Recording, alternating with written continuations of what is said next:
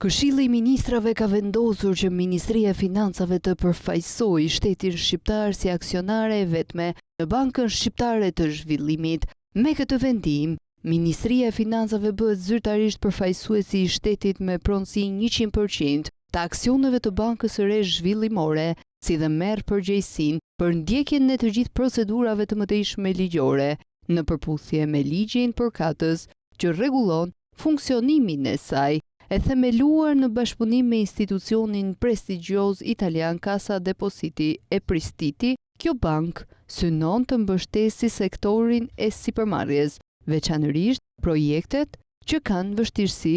në sigurimin e financimit nga bankat tregtare. Banka Shqiptare e Zhvillimit do të ketë mundësi të mobilizojë fondet përmes mekanizmave të ndryshëm financiar, përfshirë mbledhjen e fondeve të rikthyeshme nga publiku, si dhe të krijojë dega apo shoqëri të lidhura brenda dhe jashtë vendit.